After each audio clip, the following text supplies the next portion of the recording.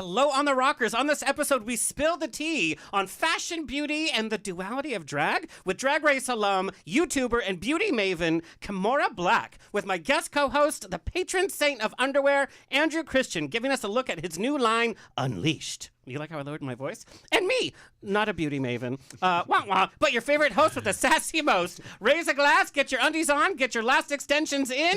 It's On the Rocks.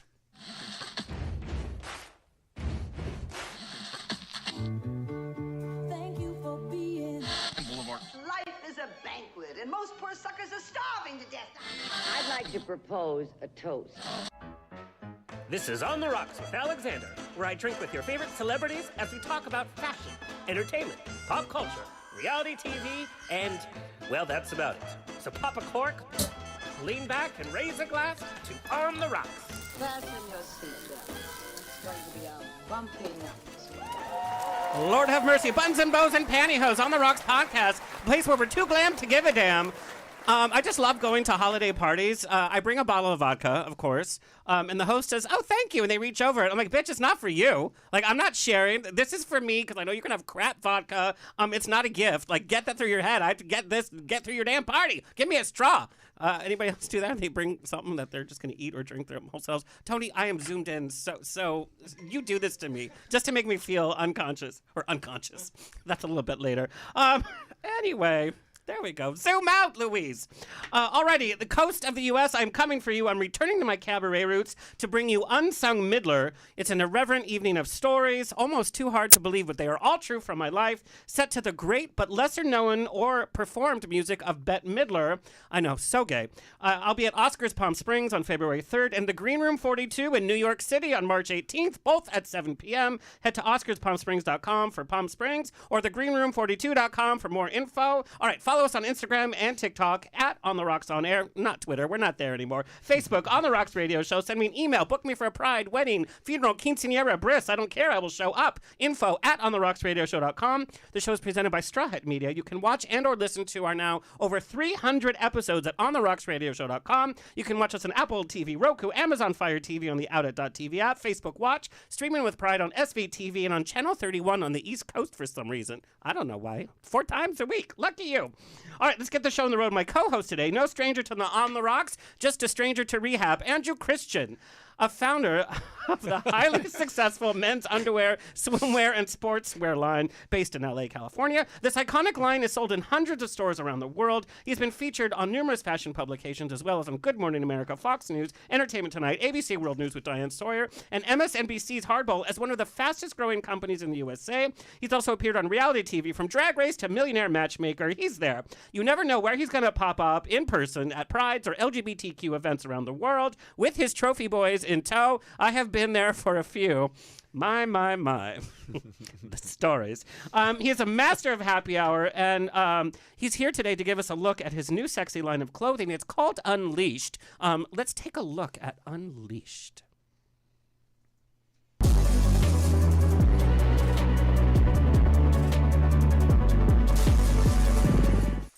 Unleashed are my design concepts and aesthetics set completely free. Unleashed is young, attainable, conceptualized high fashion that I've always wanted to create without any constraints. Unleashed is fluid. Art. Universal. Attitude. Irreverent. Living without limits. What we all desire. What we truly crave. Unleashed can be you. Unleash yourself.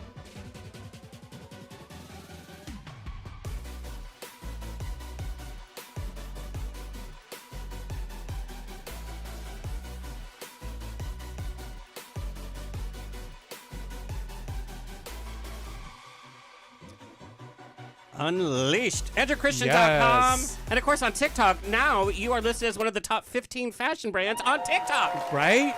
Next to Balenciaga.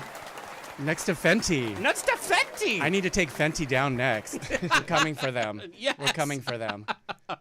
You and I have cultivated such a fun friendship, so I know you behind the scenes, and it's so funny when I see your fans meet you in person because they look at you like the patron saint of underwear. There's like this, ah, isn't it a little like daunting to have people just like paw at you?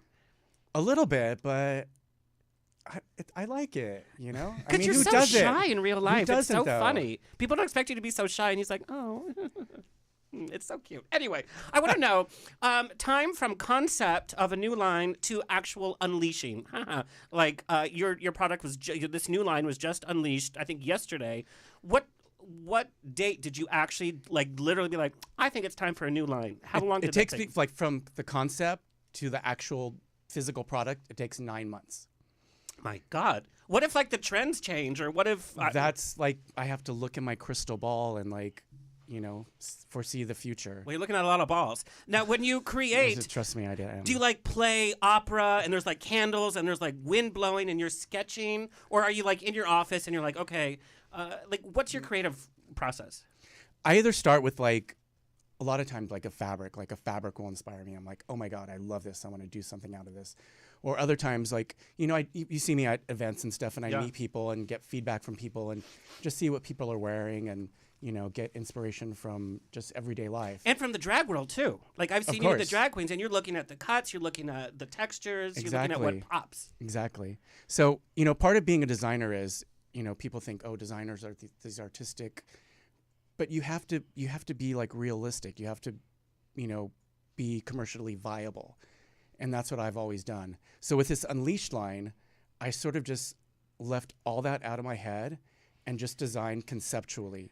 It's very different for you. Right. It's very different. But to be honest, these are items that I would make for myself or my friends to wear out.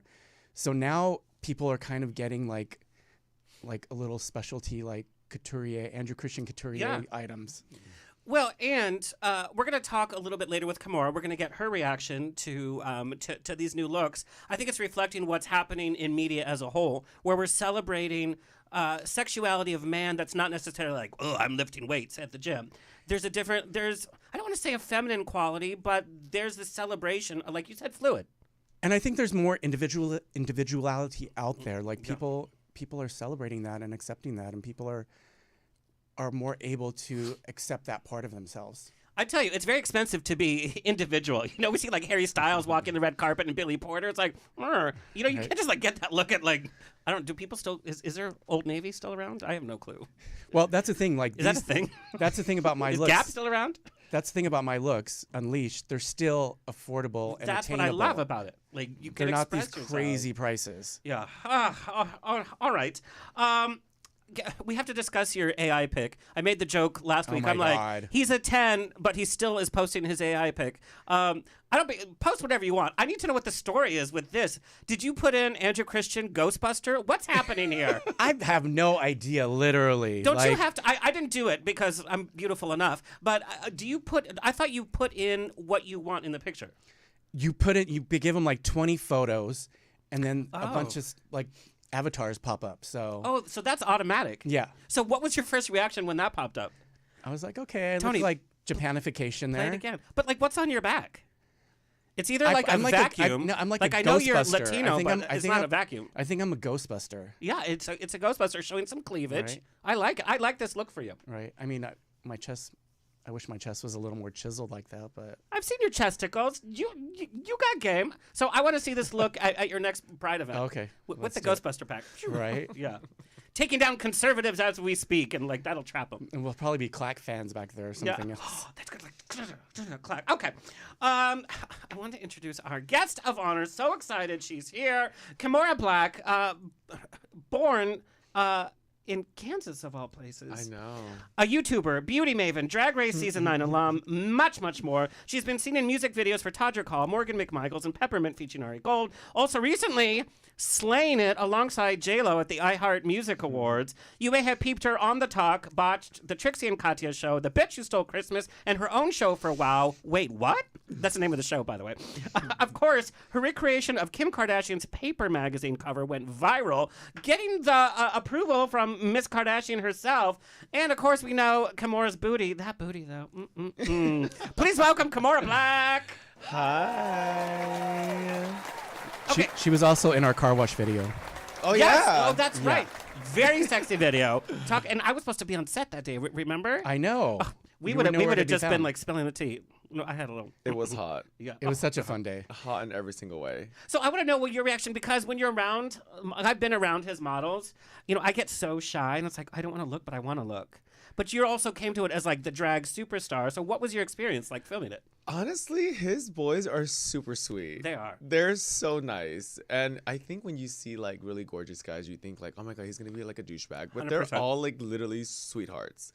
Like kind of too sweet for me, to be honest. It's like, are they flirting with me? And as she was hosing them down. Literally. Oh, God, what a job. And I'm a bottom, so I was like, this is not where I want to hose down right now. Two Like, bottoms this are is- making it. But two bottoms are making it nowadays. It used to be before, like, two bottoms don't make a right. And, come on. I mean, come on. Mirror, mirror on the wall. Yes. I just Oh shattered my you with my God. butt. I love my ass. But I think many people do, girl. Believe it or not, I'm a top, but I'm like, let's look at that picture again.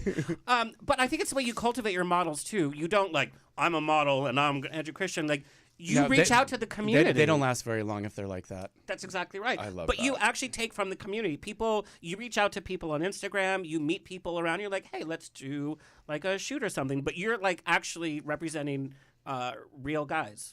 I was going to say real people. Yeah, yeah. Yeah, they're just super sweet, hot, and fun. Gays are real too. I'm gonna throw a little tea here. I do like to see when a model does their first photo shoot with you as compared to how they are now. There's definitely like improvements, you know. Yes. I mean, it's all for the best. Like if yes. But it's like what you see on The Real Housewives also. Their first season, like you see Kyle Richards or Nene Leakes their first season, and then you see them now, you're like, who's that? Wow. But it looks beautiful. It looks Money. great. Yeah, money, And they definitely need like a lot more direction when they first start. They don't know like the poses and what to do. And There's certain poses to make your bulge look bigger, your butt look better, That or is like true. everybody does have a good side. You could be the most beautiful person in the world, but there's a better side. It's same with drag queens too. Like there's a certain pose that I always do that I know if I do, I will strike a picture. And there's drag queens that think that pose is for them, and they're doing it in every picture. It's like, honey, that's not your pose. That's not the pose. Like, you need to look at your stuff, and you need to be critical of your stuff. You can't just be like, I'm famous on Instagram, so I'm the drag queen of the world. No, you got to work. You got to challenge yourself. Yeah, you have to know your angles. You got to know your smile. You got to know your face, and you got to know your makeup too. Yes, and be nice. Kimora, born in Kansas, grew up in Elk Grove, California, wherever the hell that is. Then Vegas. Where do you call home? I call Vegas home. I think Vegas really raised me. I grew up in the Bay Area, did high school in the Bay Area, but I think when I moved to Vegas when I was 22 years old, I really did find young to move to myself. Vegas. I know. I was like 21. I'm gonna go drink legally, and Coco Montrese was my kind of mentor. She was the first drag race girl I met, and she kind of got me the gigs, and I really made it home for me. And then I was gonna be there for 2 years, and then I fell in love, and I've been there because of my man. Some people can make it, and Vegas can also ruin some other people. That 'Cause is true. It's not the party you think it is 24/7, and if it is that party, then it's not the Yeah. kind of party you want to be at. Vegas is not for everyone. I honestly think if you're not in the industry, if you're not in nightlife, it's Yeah. not for you. Nope. If you're trying to raise a family in the suburbs and go to Costco every single day, then Yeah. it's not for you. And also, the whole life is not the nightlife. You don't wake up at a nightclub and go to bed in the nightclub. You can't be in that environment because it'll destroy you. It will tear you apart, and that's why a lot of people leave. Yeah. You know, and people love Vegas. Like I actually would move back to Vegas. I love the city. It raised me, but because my husband's family's in LA, it just makes more sense. We're going to talk about your husband because we're all jealous of this amazing relationship. I would actually love for you to share the story of how your family came here from Vietnam because it's very dramatic, but I think is. it's so important for us to share stories of how our families came here because I know now there's this like immigrant and you know and the wall and all of this stuff. There's so much conversation. It's like there's a rich culture and there's not one person unless you're Native American. We all know that. Like Exactly. But I would love to share for you to share this because it deals with fleeing a country. Prison camps and how the family actually was able to come together. Yeah, so my grandpa was in the military, and he had his wife, my grandma, and I have 3 aunties and two uncles. One of the uncles passed in the U.S. by a drunk driver, so Oh I my never God. technically met him. I met him when I was like a baby, but who remembers? Yeah. Long story short, my grandpa wanted to flee the entire family to the States. So what happens is we would have to break up the family one by one because traveling together is really, really hard to get on the boat and go into the darkness and find your way to another boat to go across the seas. So my whole family was broken up. My mom was broken up. My grandma was broken up. So what they did is they sent the oldest siblings first, which is my auntie Hien. She got to the States first. But what happened throughout the journey was two of my aunties got abducted by pirates. And then the rest went to camps. So no one knew what happened to each other. I'm pretty sure they That's were so just scary. all waiting by shore or wherever they are. And no cell phones, no social There's media. nothing at all. No even paperwork for anything. The only hope was to get to the States. So some went to camps, some eventually made it to camps, and then I remember my grandma telling me like she would have to make like little rice bun. They're called like banh mi's, like little rice, sticky rice things, and that's how you would really survive and make money, and sell them. So zoom down a little bit. My family all found each other in the same camp. That's insane. Yeah, in the same camp and just made its way across the United States. My mom obviously fell in love, because back then, marrying the rich white guy was something that my grandma wanted all the daughters to do. It was glamorized. It was very glamorized. It was just the way to survive, and when you're in that time period, you just had to survive some way. Yeah. So they have fake bios. So like my mom's birthday is December 25th because all they knew was Christmas Day.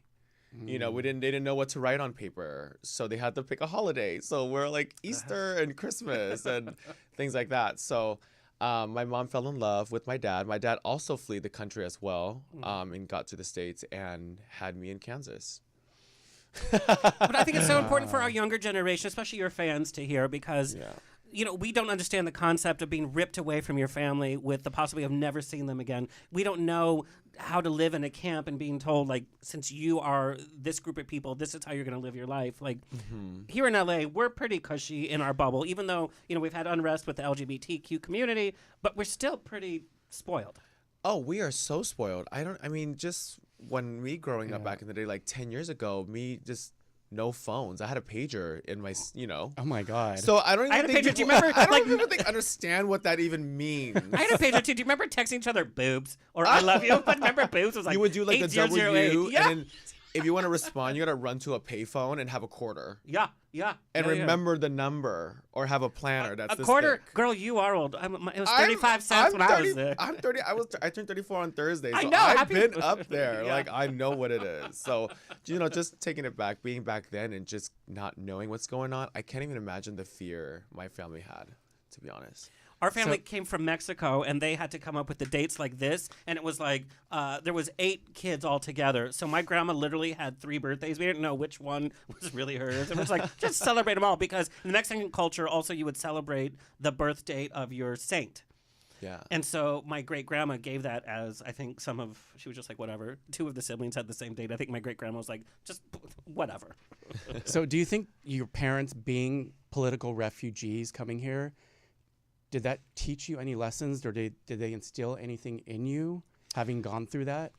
To be honest, to appreciate family more, to kind of have a family of my own. But you gotta understand, my family in itself, men don't survive in my family. My wife's husbands and also my dad. It was just, I want to say it's just too early to be married because they just don't last. So we were basically raised by women. The only man in my family was my grandpa and my brother, and obviously not me because I'm gay. But it's just, I think what it is just really appreciate your time here and don't marry just because for survival or marry for money or marry for what the case may be. I think that's what I've taken away from it because also, it really messed us up as kids too, like all the cousins and stuff too. So it really does mess us up a little bit. So the only marriage in my family is my mom and my stepdad and my brother and his wife. So it's really small. So that's why like when it comes to like family gatherings and things, it's like I don't even know what that feels like because we have such a small family and we don't do stuff like that. We have a large family, but it's just my mom and me because they don't deal with black sheeps of the family. They don't think of anybody out of the norm. If you're not praying the rosary 10 times a day, then you have no place. I got to hang out and meet some of your cousins. Right. Yeah, and that was so fun. I was like, oh, this is what being a part of Mexican culture should be, like a celebration. Well, I mean, I definitely have that part of my family, which is like completely ostracized me for being an out gay man. But I have the other half of the family that's very accepting and very And a proud good of time. me. Yeah. Oh God, my whole family, they're Vietnamese and Catholic. Mexican Catholic. Yeah. You know, it's like a Same. different breed. Yeah, it like is. I'm talking about they come to the house and pray. Yeah. As I'm doing my Yeah. homework in my little short Abercrombie t-shirt coming home from school. So, but I'm lucky to have my family accept me. The coming out wasn't really difficult for me, to be honest, because I'm so open and flamboyant that they know.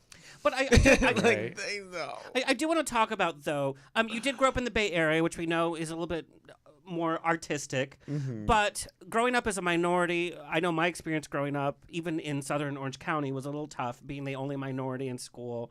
I think Same with me. I grew up in Central California. Yeah. And so you were just like, put in a box right away. You had Asian, and then you had gay. So I want to know, and I know that you were putting eyeliner to go to high school. Like, you were kind of I actually exploring did. yourself. Yeah. No, I know. So where did you kind of get that confidence? Because you've also talked about sometimes your childhood household was a little... there was fighting going on and there was some turmoil there. So how did you get that confidence and be like, you know what, I am who I am. I'm not going to be held down by anybody's restrictions. And I'm going to go to high school with eyeliner on. My mother. She was like a hair person. My mother was a hairstylist. She owned her own salon because the way she met my stepdad is she opened a salon literally downtown Sacramento across from the like the big buildings where all like the men in suits work. Yeah. So she was super smart, by the way, by doing that.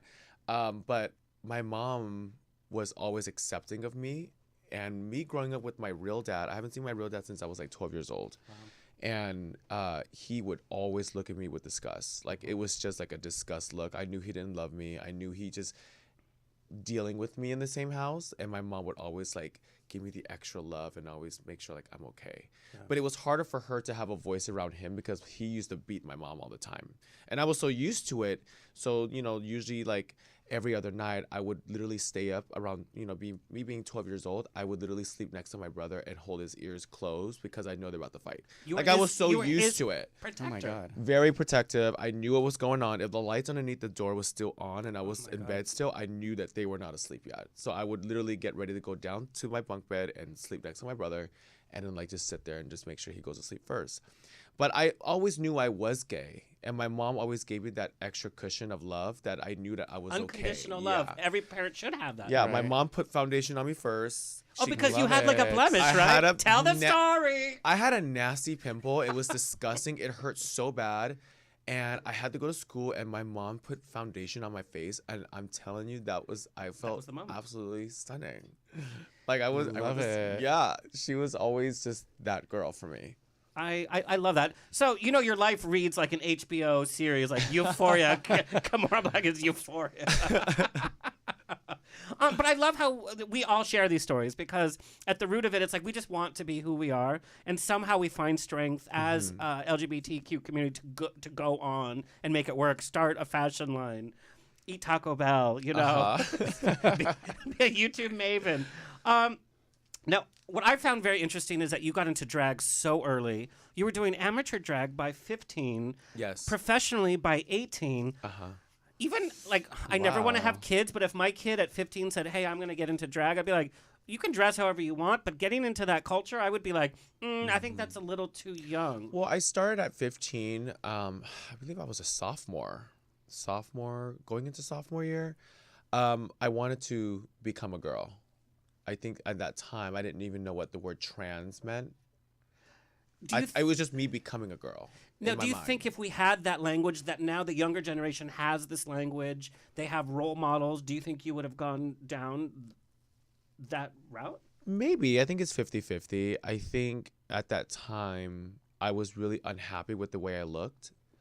And me becoming or putting makeup on, because you guys got to remember, back then if you put on makeup, whether you're gay or not, if you're a boy, you think that you're gonna be a woman. You know, it's not like now where there's boy glam. I'm gonna put some little shadow and be rugged and You're playing a you know part. what I mean? You have like a it's mask. more of a there is that transition hop of I'm gonna be a girl.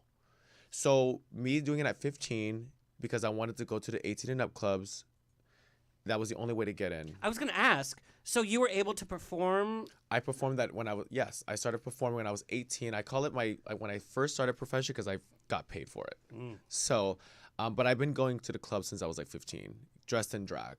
So when I was doing that, I wanted to, technically the word nowadays is transition and become trans. It was the route that I was going down. Because I was really unhappy with the way I looked. I didn't really fit in with gay guys. I mean, I was a skinny Asian man, you know, like, I mean, I didn't feel I was hot like other people are or other guys are. So, and when I was a girl, I felt so right. I felt like in place. This is exactly what I want to be, you know? So, and then long down the road, it got mixed in with professional drag and dressing up for fun and living a life that I was like, you know what? I'm not trans. I like the comfortability of choosing what I want to be every single day. And I do love that. Because I think if I was truly trans, I would have done it with no hesitation. Whether it's down this road or that road or this road, you know, so. Now, I know you didn't have a drag mother per se. I want to know, what kind of mistakes did you make in the early years of drag? You know, we've seen everybody's early drag, and there's like an eyelash up here, and there's like, or were you on point from day one? God. Like, did you have a mentor? Because like at 15, how did you know how to do your makeup? And Where'd you buy clothes? Yeah, So how did you know like how to do all this? So my best friend in high school, Sadie Duffy, we had English together first period. She would always bring mascara and blush to school. And this girl sat next to me the entire time, and she would literally put mascara on individually for like 30 minutes. And I was just sitting there like, This is a character in your HBO I need show. you to teach me how to do makeup. So she would teach me how to do my makeup. I never had a drag mom, a mentor or anything. The first performer that I've ever saw was a trans woman on stage. And I thought it was just a woman with really bad makeup. Like, I was like, Is that Tammy Faye? so I was like, I'm intrigued. I'm intrigued. And I just picked up. And to go back to your question, I had wigs from Party City for sure. Oh my God. They've gotten better, by the way, I have to say. Everybody jokes about them. There's some. I think I had a wig that was super white and plastic, and I loved it because it was as close to blonde as I can get it. That is funny. That is funny. I remember it was my favorite. And when I tried to crimp it, I would have to like Burn. I would Right?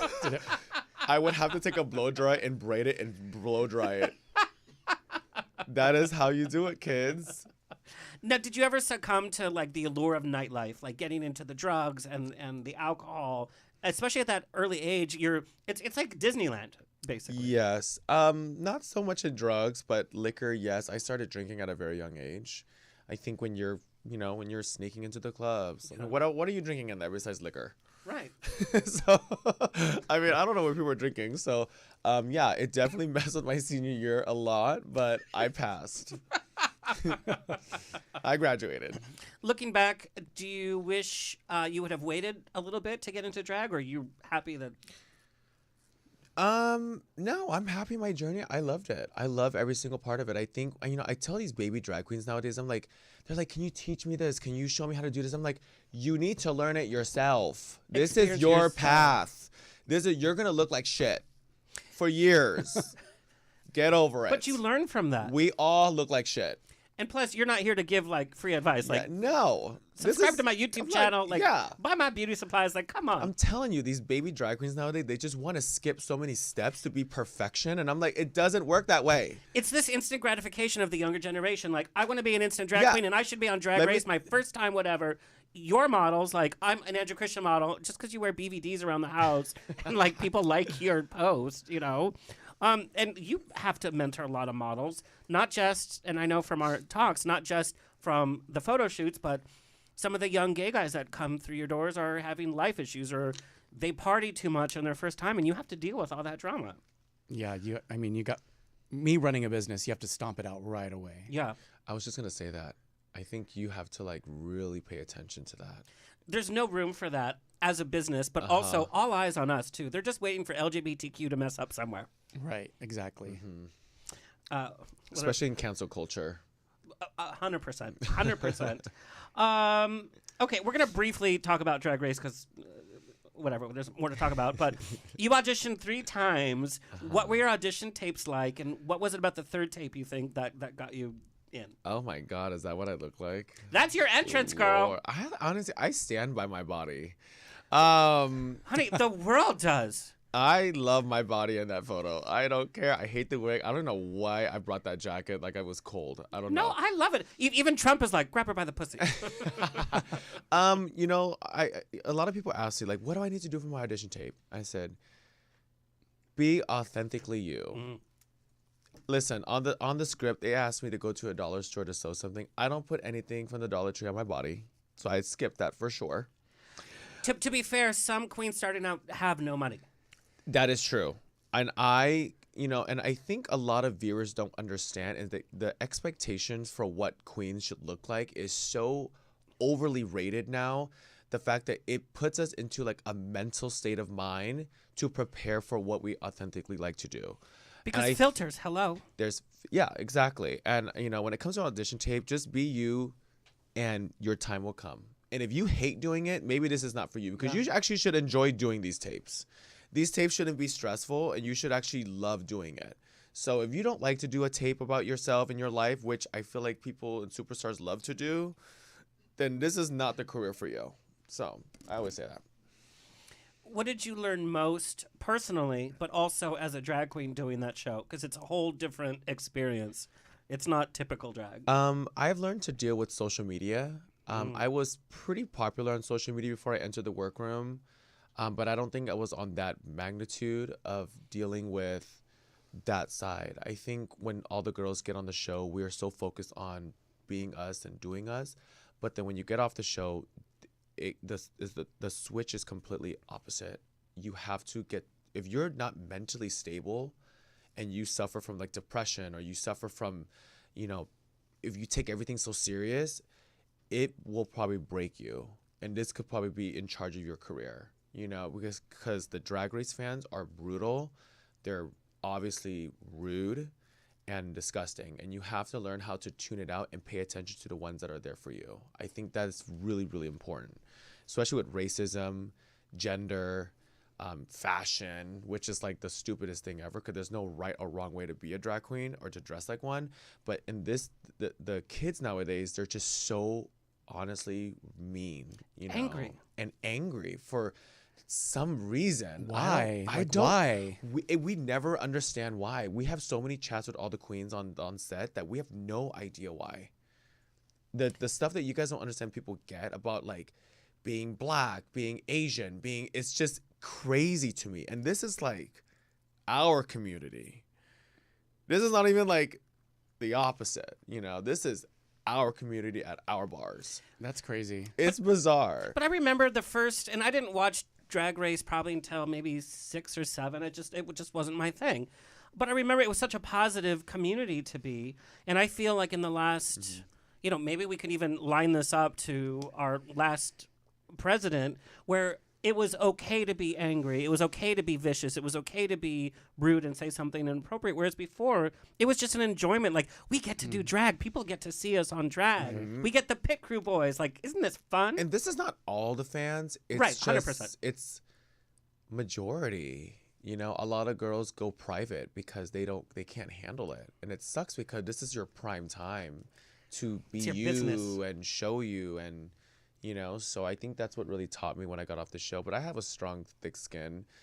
I'm not going to get mad at someone I've never met. Yeah, but look, look at the childhood you had to go through. That's where you got your thick skin. I have other issues to worry about than someone would have profiled in Minnesota hating me because I didn't do the splits. That's like, girl, you're in Minnesota. Your life is challenging enough.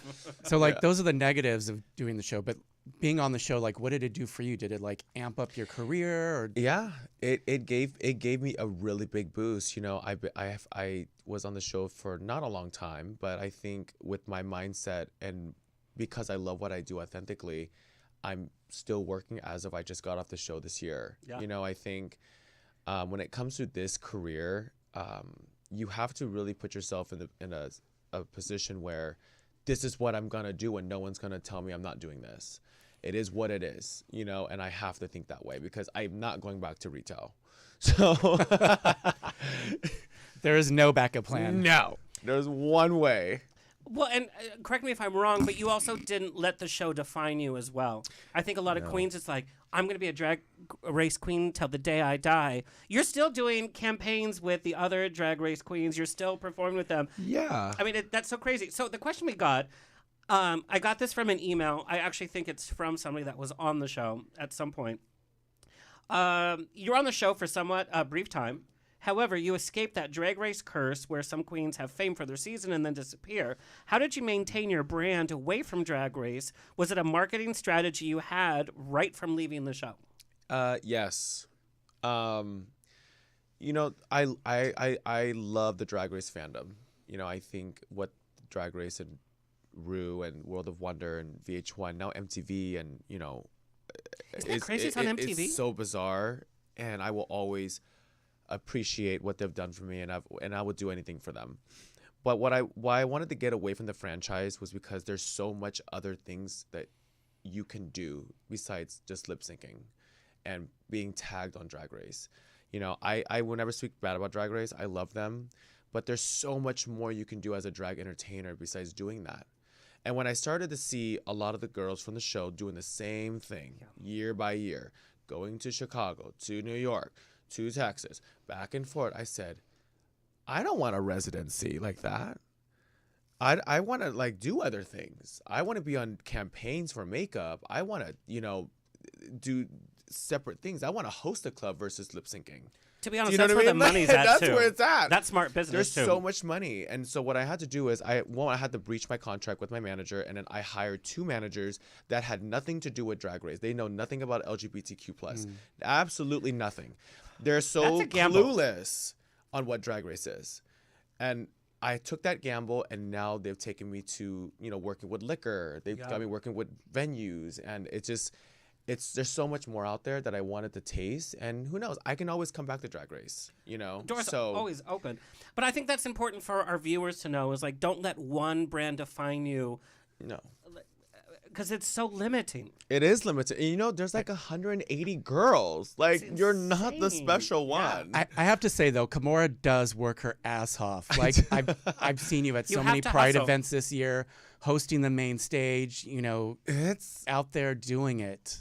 You also do events in the community, which I appreciate. You're not like, there's not 5,000 people, I'm not going to show up. You are part of the community. I do. You know, listen. I used to do shows for $20 and perform for 3 people That's weekly. We have to cut our teeth somewhere. So I don't think I'm someone that can say, "Oh, I'm only gonna do for 5,000 people." I think people that say that shouldn't be on stage, to be honest, because that's telling me you're not loving what you're doing. What if those 3 people are producers of this beautiful movie coming out in 3 years? Well, did you guys You never know. Did You you know what I guys- mean? Like, you don't know. What if it's Andrew Christian sitting in the back just scouting out the next model? with a martini and his favorite never podcaster's here? know. You should get that person. Do you guys know that Lady Gaga used to perform at Trunks in the corner with a guitar? Right here? Trunks. Really? 100%. Really? Yep. And she was doing her songs, but like with guitar, and she was like, oh, she just wanted to perform, whatever. She loves what she does. But to your point, it's like you have to hustle. You can't just, if you're on Drag Race, finish your season and then hashtag Drag Race in every post you do and sit and wait Yeah, for the door I mean, to I open feel up. like a lot of the girls, they're on the show and they just expect the show to do all the 100%. work for them. Or they might not have the talent to perform in different ways, like hosting their own show, having a beauty blog, being able to do so many other different things. Well, social media, you can have more than one income. You can dance at home in your kitchen on TikTok and make money. So why not be a businessman and have multiple incomes? But that means like you have to wake up, then you have to edit, you have to Yeah. post, like Right. you have to hustle. Yeah, or Well, go you to know. yeah, or go to retail. Yeah. I used to come from retail, that's why I'm like I can never go back. I have one story in retail, which I'll tell at some other point, but it was just awful. Do you think Drag Race has become too commercial? This is another question we got. No, I think the more commercial and the more promotions and the more viewings is good. keep it going. But does it take the integrity away from the show? So now we know, like, I make the joke, it's like, oh, Drag Race Ethiopia. Does it take the integrity away from the challenges, from the queens? If there's too much out there, we can't possibly saturate it all. Well, I think, and no, I totally get what you're saying because I said kind of the same thing. But I think here's the thing. To someone, whether it's a little one that's 12 years old in Russia trying to come out, and the first time he's seen Drag Race was season 15. Just because you sat there and watched RuPaul's Drag Race for 15 years doesn't mean that someone, you got to root for someone else. That's very true. You know, I think, well, one, if you're watching it 15 season, I think you need to go get a man, to be honest. You need to go get laid or something because you're watching too much Drag Race.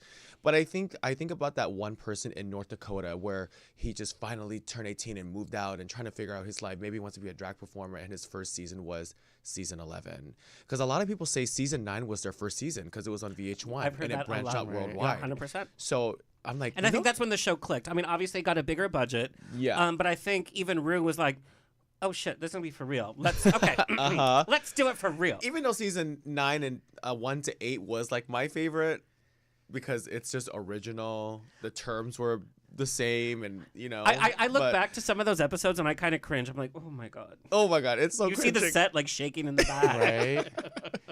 But I think it's done a lot of positivity for the gay community. It's opened us up to a wider audience, to straight people who are becoming more accepting. Like they like the show, they're watching it. We had our first straight contestant last year. Right. Yeah. But again, like Disneyland, Walt Disney's idea was that Disneyland was going to be free for everybody. Now you have to be middle class to be able to afford tickets for your 2 kids. Yeah.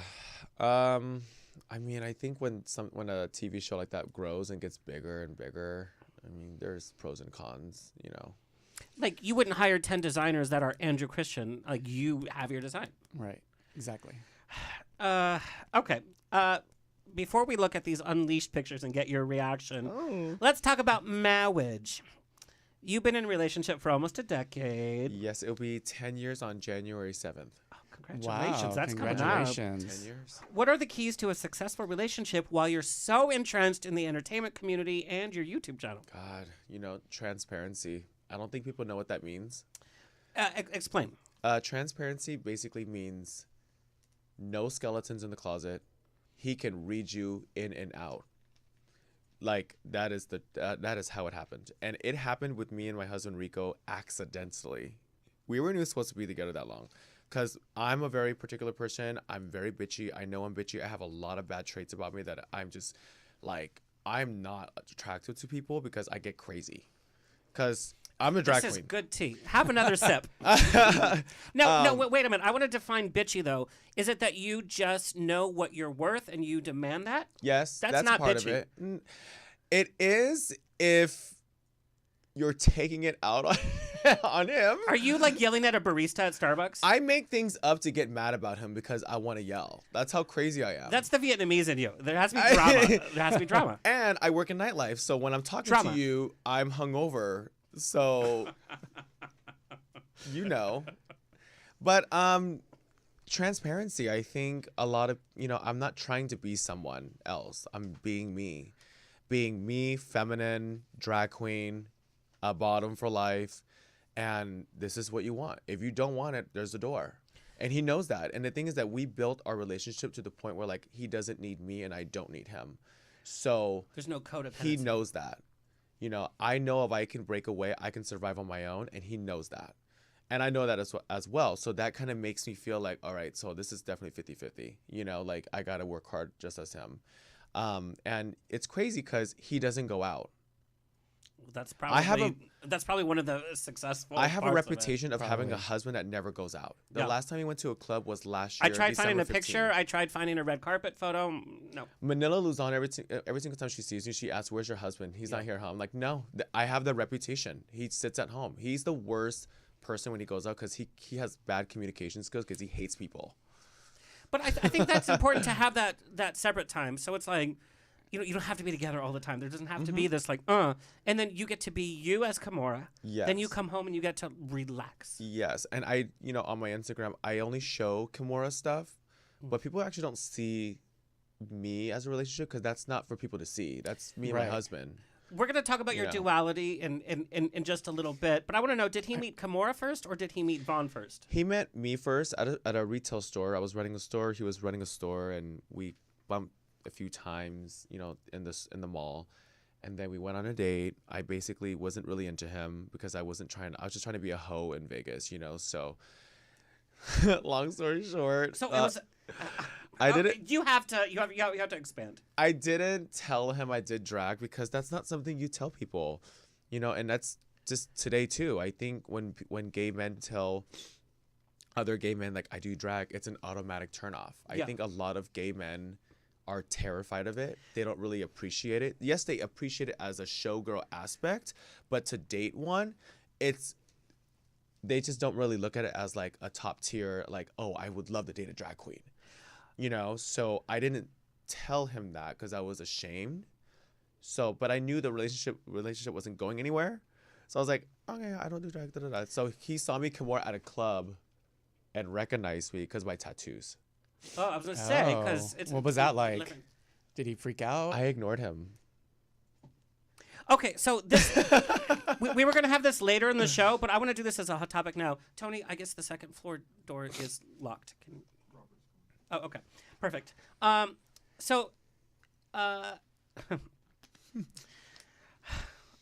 have a quote from you. It's here. Wait.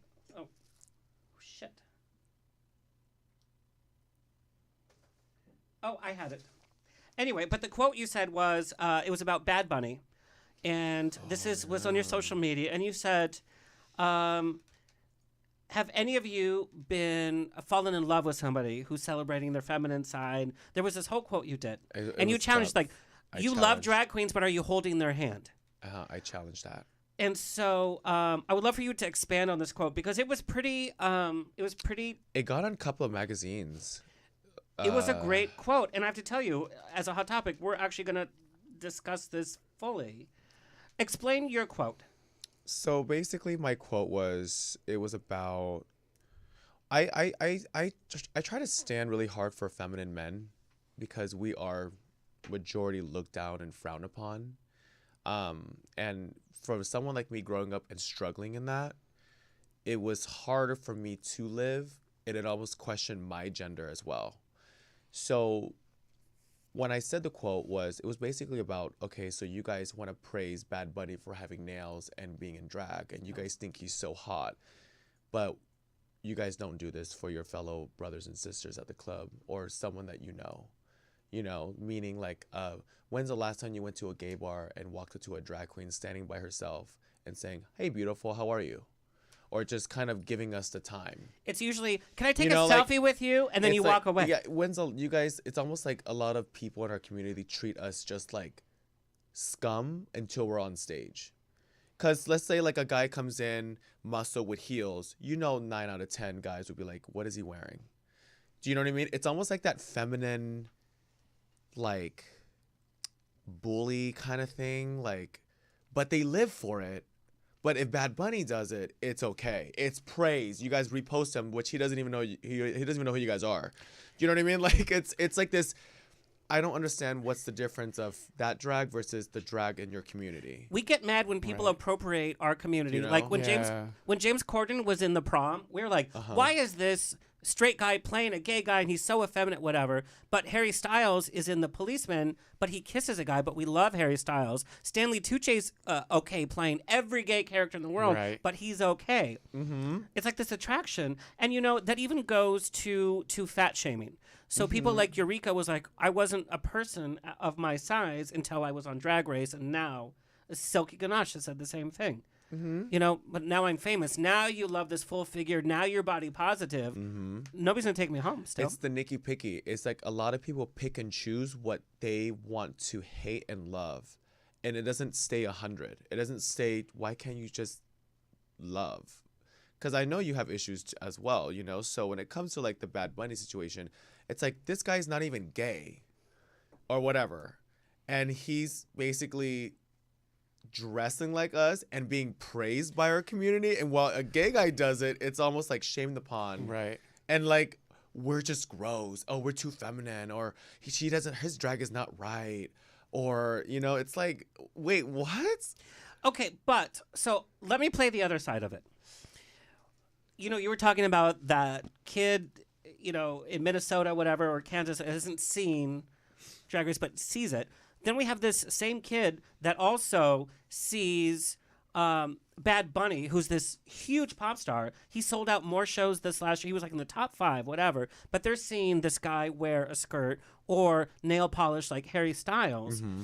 So there's that part of it too, where it's like, this person's family is also seeing this as like, well, this should be norm for any guy. Well, so where's that side of it? Well, I definitely think I totally get what you're saying, and I think the exposure is nice. It's nice to see an artist that is hetero, and dressing up in drag. That is pretty cool. It's But definitely is it just a hot topic though? it's just a hot topic. Like their manager's like, if you want to be cool with the kids, exactly. do this. Yeah. And sometimes for a while I thought singers were just gravitating towards the LGBTQ plus community because we would just easily love anyone that support us, right? We're vulnerable. The divas know who their crowd is. Beyonce, Exactly. Mariah Carey, Right. Celine Dion, they know who their crowd is. Right. Gaga, she's the top one. And when I called Bad Bunny out, I was just basically saying I wanted people to kind of understand that support your sisters in your house. Like that person that comes to the club that's dressed to the nines, you don't know what it takes and the bravery to dress like that. And so when you're walking by him at the bar and saying, ew, his drag is that, his toes hanging over, he should shave his legs, he just, you know what I mean? Like, there's no need for that, because it's just, what that does is that you're just pushing more negative in the community that you're trying to fight. And that's why I just meant by I stand up for feminine men. I love feminine men. I think there is a lot of pressure in our community for men to conform to what a man is supposed to be like. Oh, absolutely. This idea. But because I remember first coming out in West Hollywood as a young gay and learning real quickly that you got to play the game. You got to you can't dress flamboyantly, because I would come out with these crazy outfits. Or that was your brand. There was 3 types of gays. There was the gym, bro. Right. There was the super flamboyant that the rich daddies would take you home, and there were the rich daddies, right? You who's a rich daddy? Well, I wasn't then. No, but to your point, Right. you had to fit that. I mean, 100%. I think it's getting better.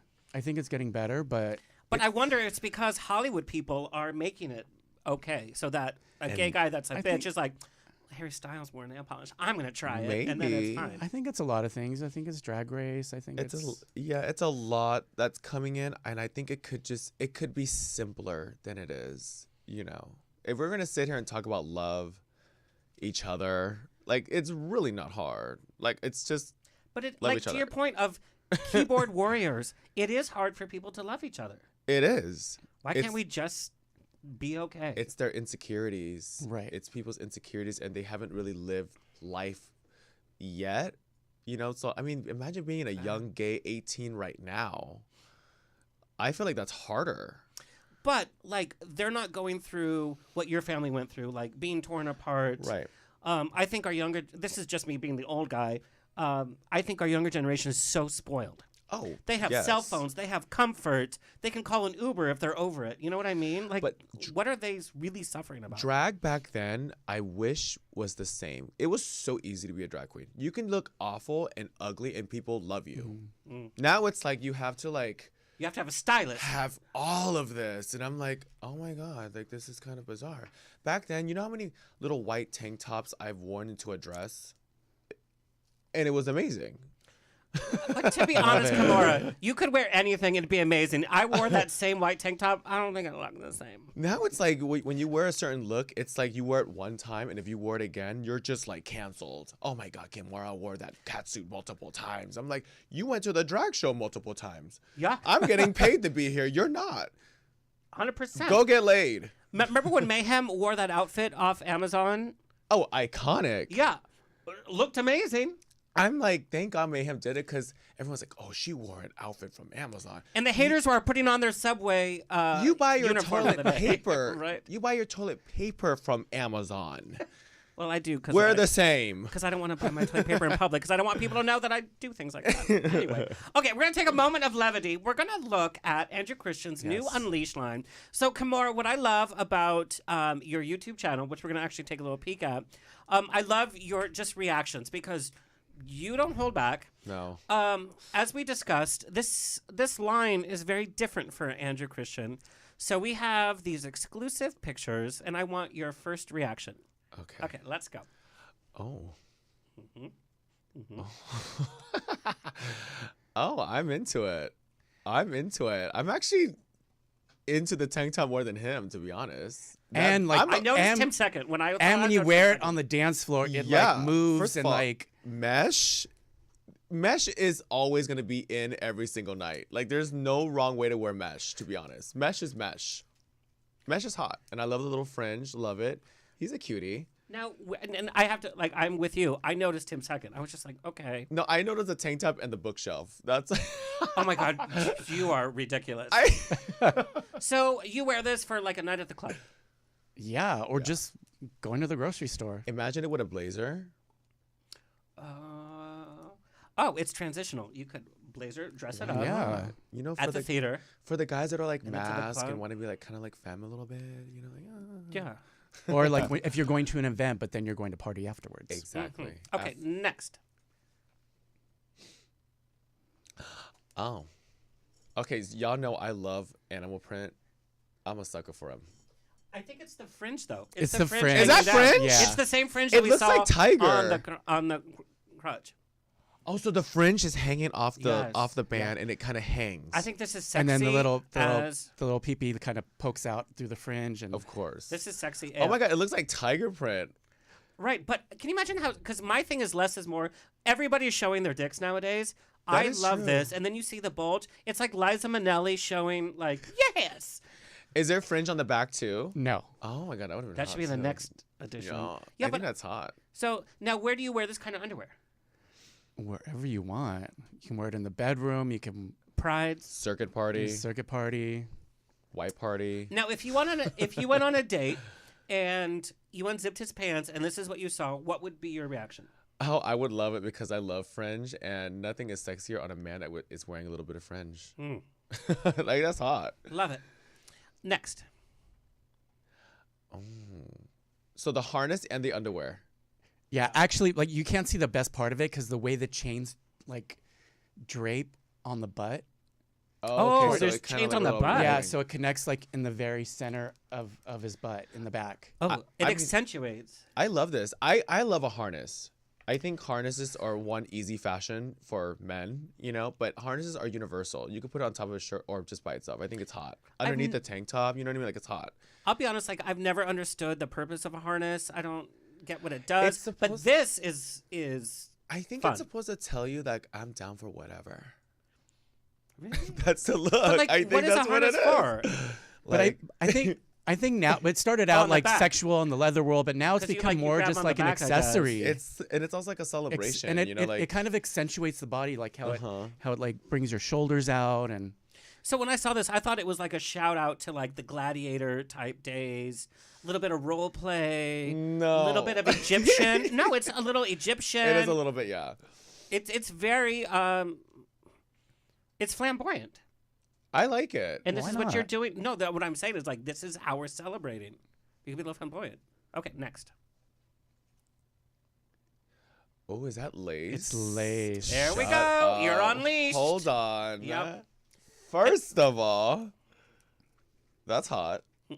Um, That's hot. Give us your full reaction. Lace on a hairy boy. I think it's hot. I think it's every top's dream because let me tell you, I've seen so many porn where like guys would have like guys wear like girl underwear. I'm like, it's not gonna work that way. It doesn't work that way. And I know a lot of guys have lace fetish.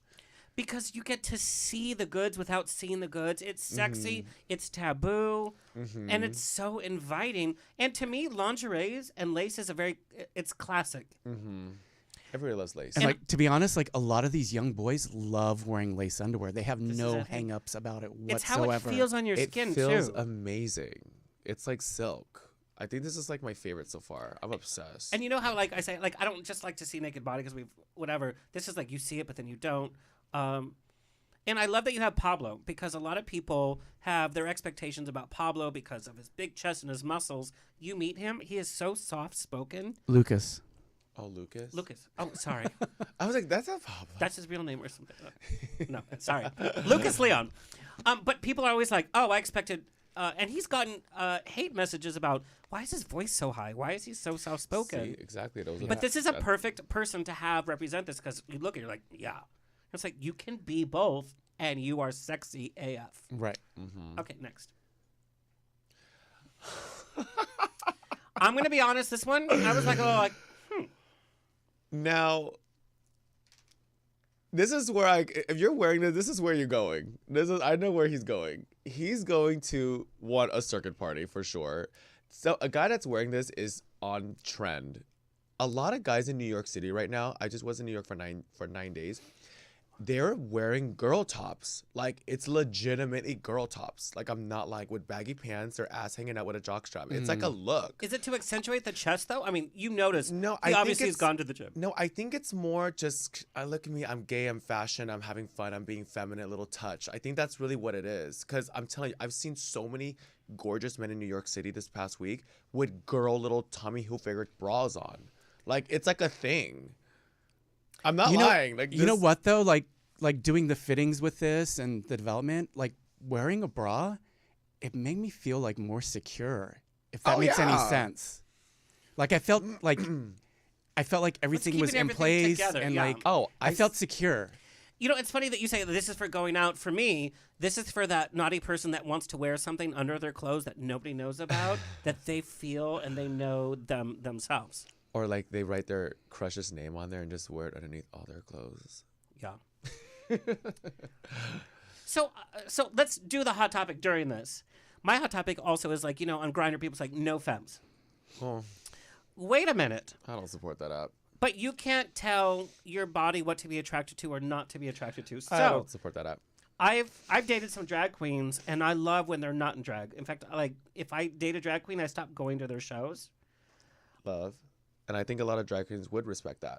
But I enjoy the feminine energy, but it's like, if I saw that in the bedroom, I might not be turned on. But I think to go back to I can't tell myself to be turned on. go back to dating a drag queen, for everyone that must know, it's like when you're dating a fireman, he's not having sex with you with his uniform on.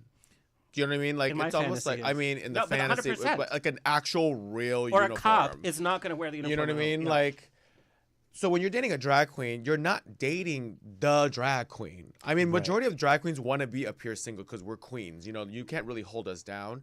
But like when you're dating a drag queen, you gotta understand like you're not dating that person. It's more that's their job, and a lot of drag queens view it just as their career. Wait a minute, Kimora. But also, sometimes you're dealing with like, oh, you can't have that closet because it's my wigs. Or I have to get ready, and so you have to clear the room because I'll be But here for 3 hours. And that comes with dating us. Like, you got to understand, dating a drag queen and the lifestyle is very different.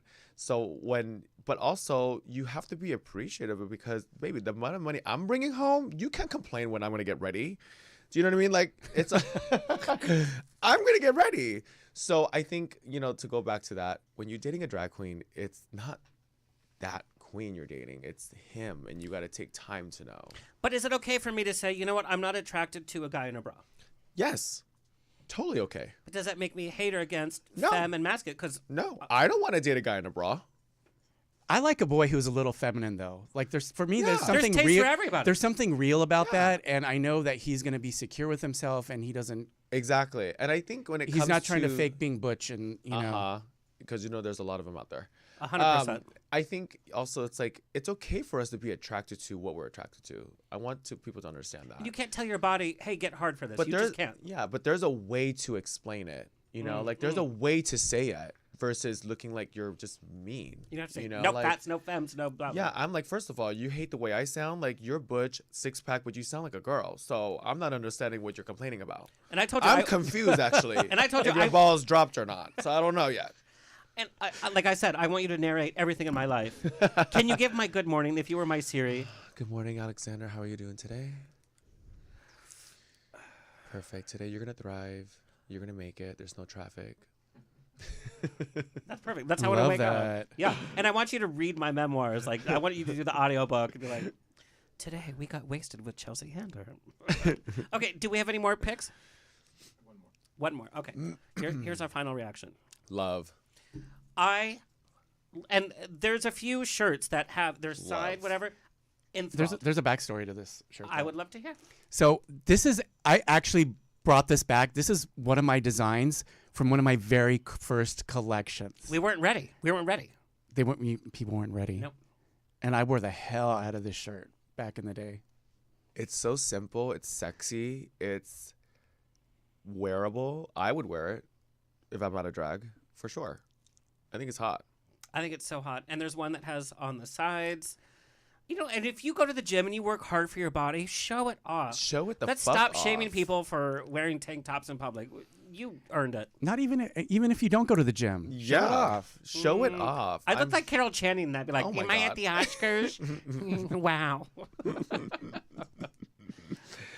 I think it's important to be body positivity, but people need to know what that actually means. Because if you're not, just keep your mouth closed.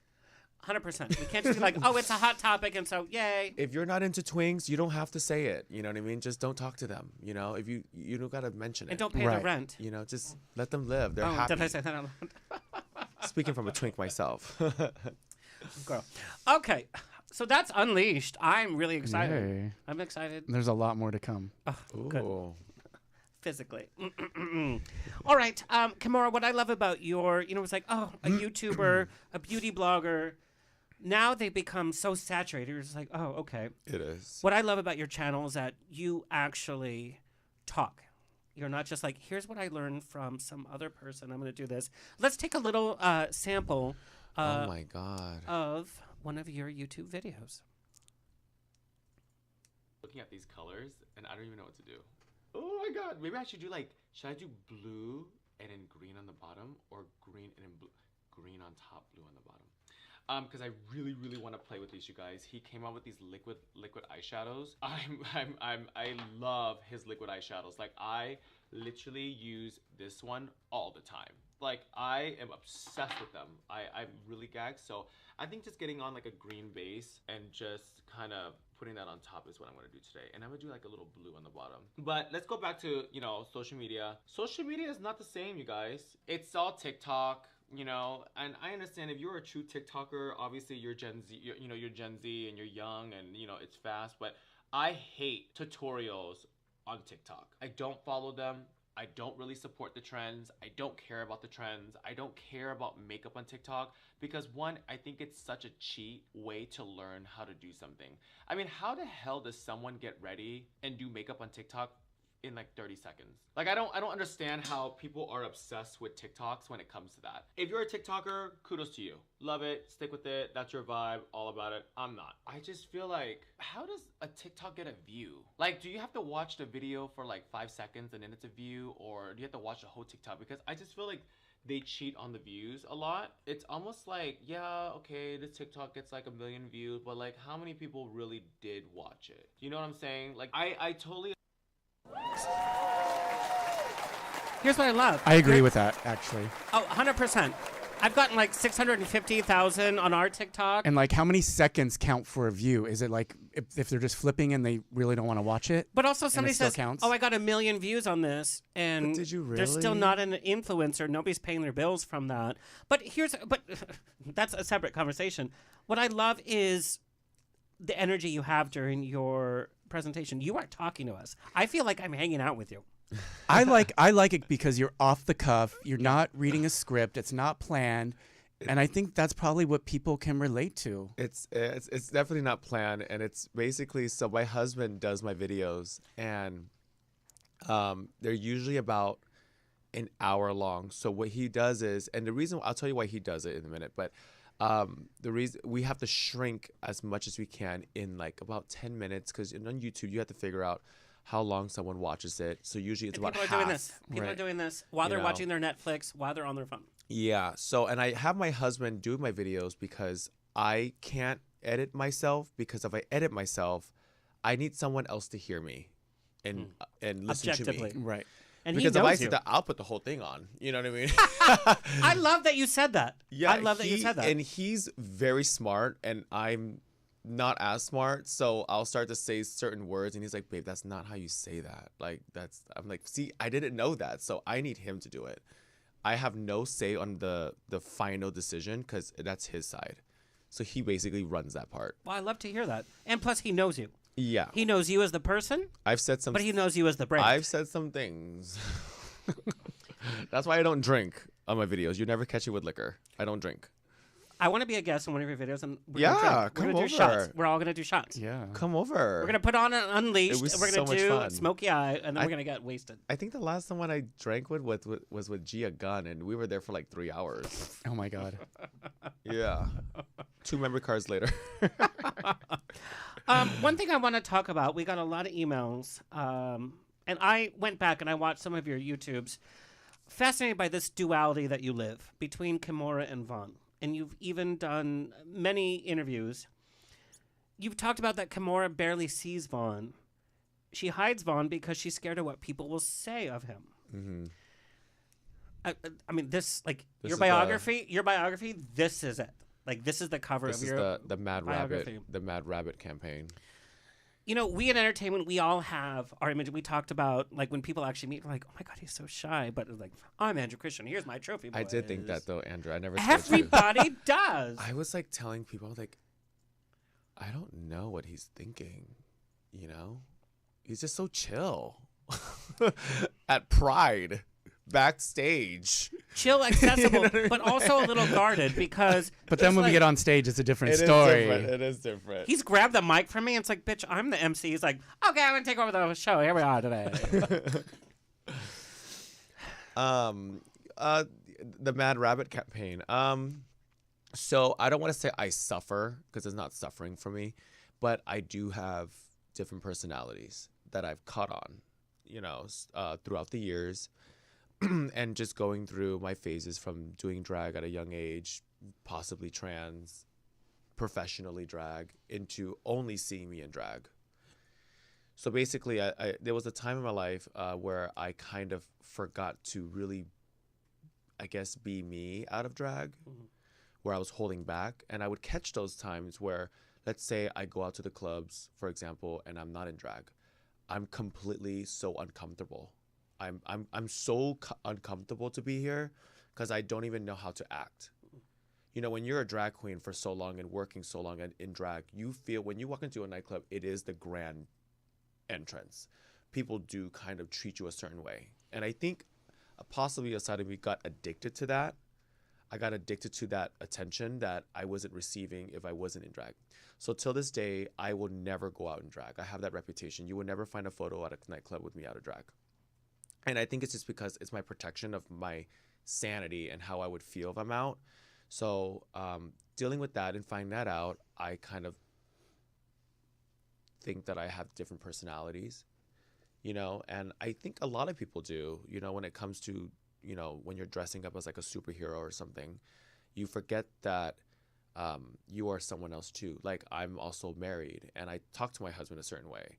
I don't even know how to dress like a guy. It's so difficult for me because I'm always in girl clothes. I have no idea how to dress like a guy. We have like a very butch picture of you, and I hate to say the word butch, but since we're throwing What? these, like you're in a kitchen. Yeah. Oh my God. My God, I'm like, Do you know how long it took me to take that picture? really? Because in that photo, I can tell you right now, I know people think I'm like super trade, but in my mind, I'm trying to portray something that I'm not. That's not who I am. Talk through that, because I think it's so important for us to know we all suffer from the same like self-image and whatever. And it's just like, talk us through that. Well, you know, I think in that photo, what I was doing was trying to prove to people that, oh, look, I look good as a guy too. And showing them what they want. Mask, tight shirt, I mean, it was muscular. hot. I'm sorry to say. I mean, Like, I it's thought it was hot. If that was your Grindr profile, I'd be like, hey. But I think in that time I was going through phases where like I didn't know how to be the authentic boy that I am. And I still identify as a man, but like it's just like I said, it's really difficult because when I see myself in drag all the time, hair, look at I have nails. What drag queen that does this professionally has nails? It's really rarely any of them. It's a lot of press-ons, you know. But like for me, like it's so full time that I didn't know how to be out of drag. If that makes sense. Has Kimora fell in love with Vaughn? Kimora is a separate identity that has nothing to do with Vaughn. Kimora's not married. Kimora is a separate person. You know what I mean? Like it's completely different. It's not one person. If I can say something personal, I've been a fan of yours for so many years. I've been trying to get you on the show for a couple of years. You know, your look is amazing, but like I watch your YouTube videos and I fall in love with who's talking to me. I feel like we're hanging out. Some of the stuff you feel is like stuff I feel. The stuff you've shared tonight is like real chat. And so what goes away is not the Kimora in the makeup. It's like I fall in love with who makes up Kimora. The inner beauty. And the inner beauty is Vaughn. It's slowly getting there. I think it's just I think it's because I don't know how to get to that point where I am comfortable. Like, yeah, we're all kikiing because it's a tiny group, but I'll be at like literally at the bar and I'll stand there and I'm just like, God, I don't look like anyone else here. I just look gross, you know, like that's just how I feel. Because in this day and age, in this community, the expectations to be a gay man is so impossible. And that's why, who do you guys know is in a 10-year relationship? No one. Especially you know what I mean? the relationship started there's no before you one. went on Drag Race, and then you survived that. And I just sit there, I'm like, oh my God, I don't look like anyone here. No one's talking to me. No one's offering, you know, to dance or to anything to me. And obviously my friends are around me. They're like trying to pick me up. But I'm like, but this is how I'm realizing that this is such a separate life that I probably shouldn't do out of drag. You know, so that's why I'm always in drag. That's why, like, I have this pet peeve when it comes to the girls. I told Candy Muse on a show coming up. I said, she's like, what's your pet peeve? I'm like, when girls get out of drag after the show. She's like, why, girl? We're done working. I'm like, see, that's what makes them different from you. I'm full time. You're not. I was going to say something rude about. I'm full time. Well, I want you to know that I appreciate Kimora on the inside and as Vaughn so much. Thank you. But this I mean, I understand what you're saying professionally, though, because you're there for a gig, and then the fans see you, like, out of drag, and you're, like, breaking, you know, the... It's like you get addicted to it. Like, I love fame. Don't get me wrong. I love fame. Anybody in entertainment, we love fame. We love when someone comes up to you like, oh, my God, we live for it. Whether we like to pretend we don't, I love it. So I love when the police tell me. They're like, but, oh, I recognize you. It's weird when you go out and you're so used to it and no one does it, because I start to get in my head thinking like, oh my God, am I ugly, or I don't look like this buff guy over here, or this guy's hot, I don't look like him, I'm a little twink Asian guy, who's gonna talk to the Asian guy? You know what I mean? Like, that is the life that I think that I'm in, you know. So I think it's just I need to overcome it. And I love that you're sharing that it's an ongoing journey. Yeah, and being part of a reality show doesn't just make that happen. No. You guys, I love this episode. Like, we're always real, yeah? I love it. All right, let's break it up a little bit. Okay. And ask something ridiculous. What kind of porn do you watch when you're in your free time? Okay, number one, it's really hard for me to watch porn because I can't watch porn. Why are you so angry? I can't watch porn if somebody I know is in the porn. Oh, shit. Oh, and we know everybody. And we know just had this everybody. conversation. So it's I had like this conversation with your boyfriend, Ray Diesel. I can't go to a gay resort and they're like, oh, we have 3 channels of porn. I'm like, know them.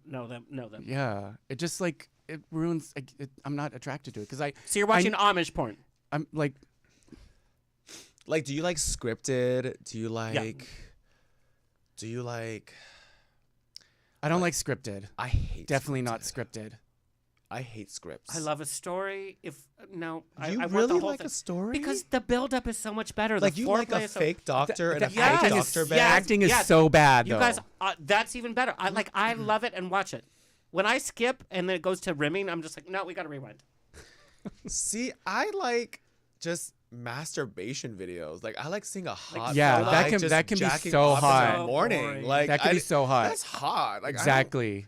like him just getting up all scruffy and smelly and just hurrying up to get the day started. Like, that turns me on Boring. more. I don't know. I just feel like gay porn is, like I said, it's kind of like, it's not. I think maybe we've seen it all. Yeah, well, that could be true. I think we've seen it's it too all. easy. It's too easy for us to experience it. I mean, some of my video shoots are like softcore porn They are. with They're hot, underwear though. with underwear on. I have to say, your earlier videos were a bit naughtier. That laundry one. Anyway, this has been such a fun episode. Kimora, what is your message to your fans? Oh my God, that's the question. I love you guys. Thank you for the support. I'm always gonna be original. I'm always gonna be authentic. And your I'm fans do love you so much. Yeah, either you're on the Kimora train or you're not. Yep. You know, it's really I'm a true Sagittarius, whether you like me or not. It's just one of those two, and I'm very unapologetic. And the reason why I do say things like that is because I want someone to take that energy and live their life as well. I think it's really hard to live life in a time like this where we care what everyone thinks. We always want confirmation when we post a photo. We always want confirmation that we're hot when we post a TikTok. You know, we wait for the rates, the numbers, and I think it's just toxic. Yeah, it's toxic, and I think it's easier to live life and not giving a fuck, to be quite honest. And do you, boo? Where can people find and follow you? Kimora Black on every platform you can think of. I actually just got TikTok because I hate TikTok, but I got it. But yeah, it's Kimora Black on everything. I have a YouTube video coming out every single Friday. I try to at least. And, you know, honestly, I only do the YouTube if I feel like it. I don't try to make it a schedule or force, because I'm not gonna put my friends through that. You know, like, I'm not going to sit there, like, hey, guys, I like this lipstick. It's nice. It's da-da-da. No, baby, I'll see you in 3 weeks. You know what I mean? I'll see you in 3 weeks. But I have to just say, like, if you ever feel lonely, you just log on to your channel. And it's like, you are talking to me. We're hanging out. Yeah. Whether I'm into makeup or not. Like, we're hanging out. Thank you. Thank you, Kimora. Thank you, babe. Thank you, Vaughn. Love it. Oh, thank you. Andrew, what's your message to your fans, and where can people find and follow you? My message is, if you want to do something, if you have a dream, believe in yourself and do it, because just putting it out there in the universe and throwing it out there, you may not know how it's going to happen, when it's going to happen, but it'll happen. To tag on to that, you have to work at it, though. You have to hustle, like you said. Oh, it's not just going to come to your door. You got to work your ass off. There were days where I thought I wasn't going to make it, you know? Well, as a fashion designer, I mean, my God. I can't imagine how hard that is. And you also, you were doing straight women, too. Like, you were doing women and whatever. And you're like, you know, I'm going to come out. That took a huge I was trying to do a lot. I was trying to do everything. I was just throwing everything at the wall and seeing what stuck. Yeah. Well, you know, like, remember back in the day in high school, like, people were like, what do you want to be when you grow up? You either want to be a fashion designer, a lawyer, a doctor, or maybe a teacher? I don't even know. But, like, fashion design is one of those things where, like, how do you even do that? Well, you were from the Bay Area. Fashion designer was not in at all category. But it's like hard. Like, how do you even do that? So for you to even be, but I feel like designer, I was even like stereotyped though as like being gay. I mean, I was, but like if you're gay, you're going to be a hairdresser or a fashion designer. And you know, he started designing when he was in high school. He wasn't able to buy his like fashions that like nothing looked like him, so he started fashioning it then. That is true. Just That's out of how you do it. necessity. Yeah. Where can people find and follow you? Like, we don't know. The Andrew Christian on TikTok, Andrew Christian INTL on Instagram. Fabulous. What a great episode. I'm on everything. You are. And you can see him at every Pride, every bar. And sometimes I'm in tow, too. I'm in the back. I'm like, hi. Right. Open bar? Yeah, I'm there. All right, everybody. In addition to my cabaret on each coast, On the Rocks will be in San Francisco in April for the Golden Girls Lollapalooza multi-day event. We're doing an evening on the Lanai, courtesy of On the Rocks. Also, in May, we're coming to Philadelphia for the Star Trek convention. We are getting your favorite Star Trek actors drunk and spilling the tea about Star Trek. Also, look for us taking the stage at Unleashed LGBTQ in Dallas. Details coming soon. All that coming your way. And it's always a grab bag of fun here on The Rocks. Big thank you to our engineer, Tony Sweet. Our social media clip editor, Alexis Mendez. Coming up, we have Real Housewives of Orange County. Bronwyn is coming on to chat about the reality of reality TV and her journey from leaving the show. We have 2 names here that I would love to share with you, but you're going to have to stay tuned. Please like, share, subscribe so we can continue bringing this fabulous programming coming your way. Until next time, stay happy, stay healthy, stay sexy. More importantly, stay tipsy. It's On the Rocks. This has been another episode of On the Rocks. Tweet me and slide into my DMs on Twitter and Instagram at On the Rocks On Air. Find everything On the Rocks for free at ontherocksradioshow.com. Subscribe, like, review, and share. Until next week, stay fabulous.